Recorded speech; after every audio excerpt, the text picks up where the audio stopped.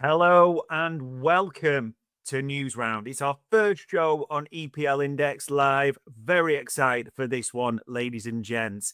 There's plenty going on in the Premier League.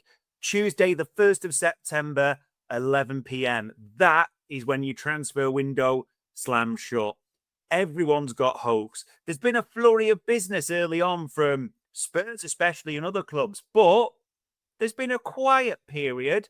And now could there be a big rush up to the end? There's a lot of links, departures with big names, but incomings as well at the same time. I'm your host, Dave Davis, coming to you from, it's pretty gloomy here in Edinburgh. Fingers crossed it's nice in the world wherever you are. But the proper stuff is set to come back. We had the Super Cup. Villa fans, you were really unlucky there, weren't you? We had the Championship kick off last night. Bit of excitement there. But the Premier League starts Friday night, doesn't it? Arsenal, the champions, against the champions from the Championship. I think I said that right. Coventry, the new boys. You've got a full schedule on the Saturday. Hull United, Brentford, Spurs on the TV. And also then, got a hell of a Sunday, haven't you? Brighton, Villa, City, Bournemouth, Newcastle, Liverpool, both who have new managers. Look at that for a Monday night football. We're even going to chuck in a little London derby as Chelsea take the short trip to Fulham. It's exciting, isn't it? A good schedule of fixtures. Everyone's got hopes. Now, you can't cover every single club in this, ladies and gents. It's absolutely impossible with the amount of rumours. So we'll be looking at different ones each day, or every show, I should say. Probably, though, it is right to start with the champions, Arsenal. A team that many thought, and there's still time, they'd have done more by now. I think Arsenal are still hoping they'll do bits. And when you listen to some of what their fans are saying, yeah, they want signings. Now, Mikel Arteta, he actually said yesterday on new signings, the ambition of the club is big and we want to evolve the squad. We've detected some areas where we can improve, and we are trying to do that. Looks like they're trying to improve in quite a few areas. It's clear they want another defender in. We'll talk about names there. It's clear they would love another attacker in. It's been a bit of a difficult summer in terms of what they're trying to do. Of course, Bruno Guimaraes, there's their big signing through the door. A midfielder there.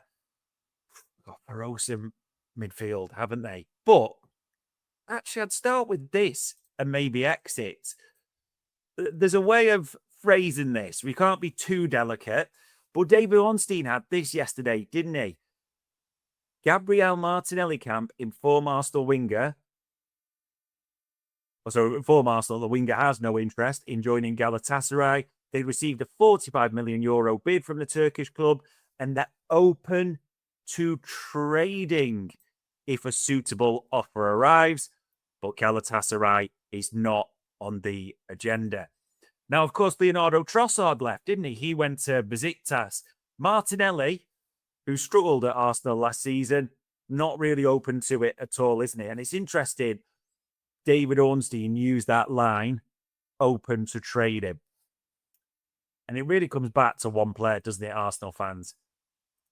Victor Osimhen.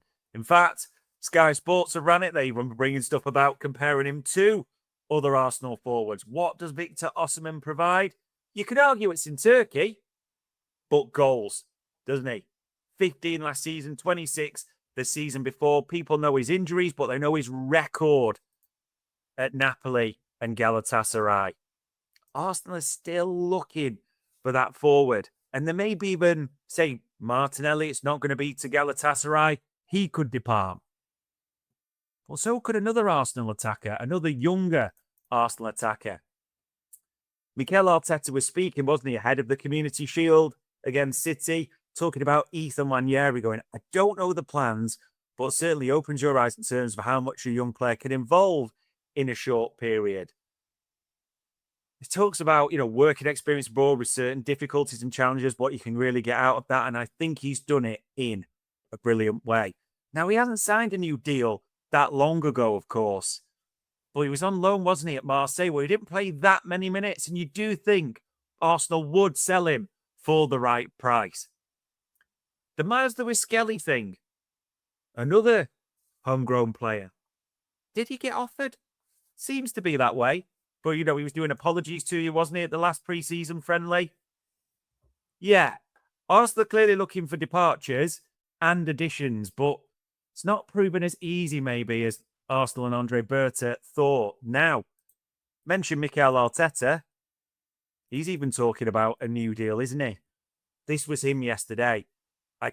Was asked about a plan to sign a new deal. I don't have to worry about any of that because I want to be here. I'm extremely happy. I feel very grateful to work with the people that I work with. Whenever we have the possibility, we will resolve that.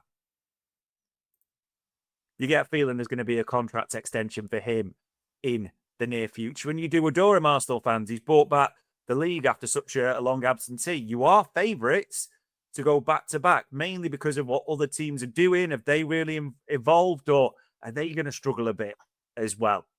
Feel free to share any of your comments or thoughts in the chat panel, ladies and gents. Now, it's also clear, and this baffles other supporters, because they'll look at Arsenal's defence and think, well, you told us Mosquera was brilliant last season. He looks a hell of a talent.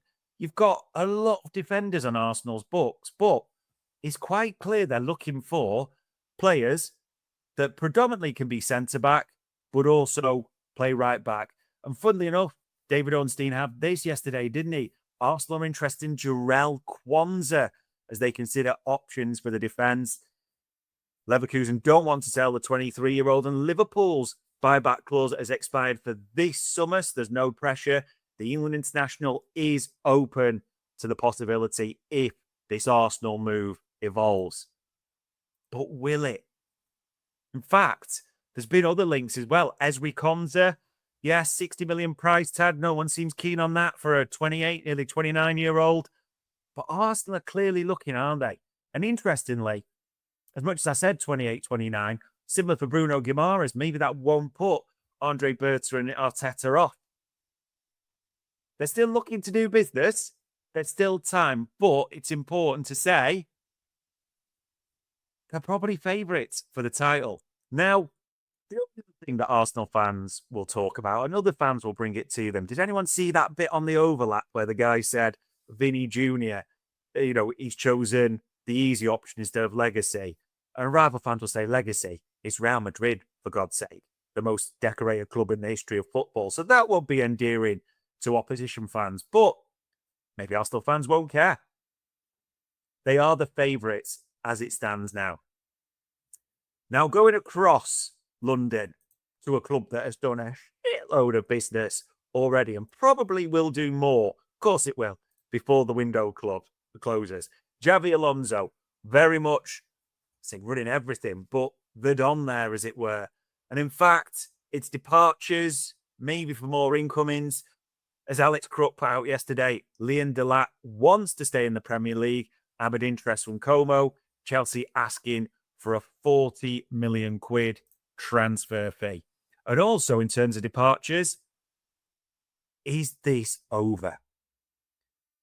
Enzo, as Alex Crook tweeted it just after 5 p.m. for obvious reasons, the 5 p.m. deadline for Enzo Fernandez has passed. No bids received. Chelsea now deem the verbal terms and conditions on the table for potential suitors since the end of May to have passed and expect Fernandez to stay for the upcoming season. Is that done? You never know in this window. Prices for midfielders have been insane, haven't they? Ever since City for the Elliot Anderson, 120 million. Spurs, Fernandez and Tonali, both over 80 and higher in the total deals. So the numbers have just gone up and up. I still get the feeling that you haven't seen the end of any Enzo Fernandez departure. Will City come back into the mix as well? But also, just important to mention, Como, there's quite a few links. The Daily Mail are also mentioning it with Liam Delap. Chelsea are backing Alonso. You can see the fullbacks, the additions that have come in, Morgan Rogers being the headline as well. You would be astonished if that's the end of their business. Chelsea fans, how are you feeling about this as well? No European football, huge squad, some signings that other clubs were interested in, like Morgan Rogers. You'll feel that was sort of a feather in the cap to take him away from Arsenal. They really are a club I just wouldn't bet either way where Chelsea end up. But excited for them under Alonso, they will be. We'll see what happens there. Helping more business, though. Now, Manchester City. It's astonishing what their team looked like at the end of the season, especially the midfield, to what it could look like at the start of the season. Now, this looks pretty much done, doesn't it? Brendan Rodgers' team, Al-Qadiza, I think it's pronounced. I'm butchering that. They've pretty much done the deal for Tijani Reinders, haven't they?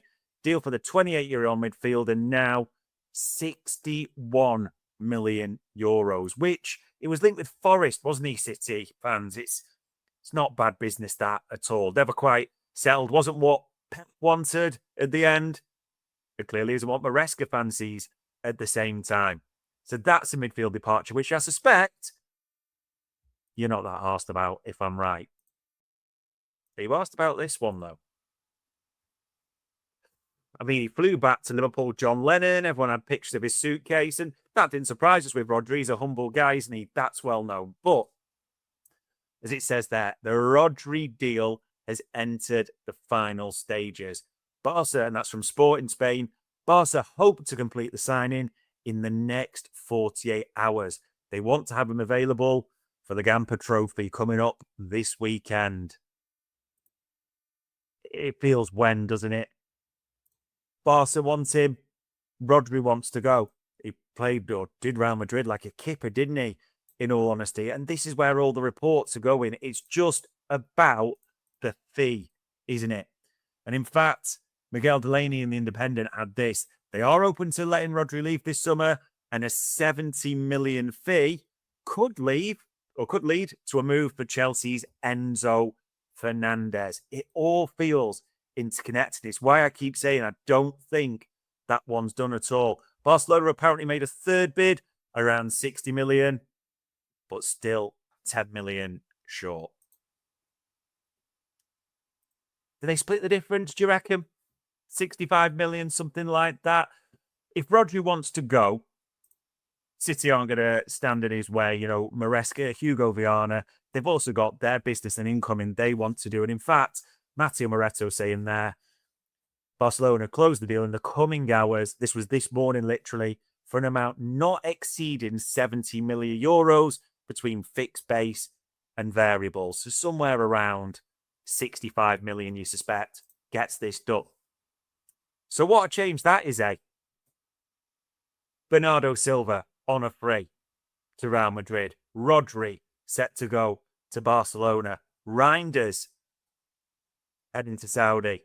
Elliot Anderson's already a different type of midfielder to those three. And you're expecting this guy to be added at some point. Now, funnily enough, he is actually in England this weekend. Before anyone gets too excited, Lille are playing Everton, I think it is, over the weekend. So he's obviously with their team. But as we've had from, the last few days, City are closing in on signing Bouaddi from Lille. Players agreed personal terms already. And the fee suggests it could be 85 million quid for the 18-year-old Moroccan international, who obviously people already knew him, but the World Cup throws him to many's attention. City fans, it's mental, isn't it? That change. Etihad, Rodri, Bernardo. Reinders wasn't really a starter, let's be honest. It was more Cherky, I get that. But 3 midfielders set to depart, followed by Anderson coming in, likely Bouaddi coming in, potentially even, as we mentioned before, Enzo Fernandez coming in. What would that mean for you, City fans? 3 potential around 100 million. But if you do the maths, you're talking over 300 million if they get Bouaddi and if Enzo Fernandez does come back on the radar. What does that do for your title chances? Can you just change a whole midfield that way? I'm intrigued a little bit. What does Maresca see with Cherky, or where does he see him? How does he see the midfield makeup as well? Maybe we'll get some more answers in the Community Shield this weekend. Be interesting, City fans, won't it? How does Maresca set them up against Arsenal?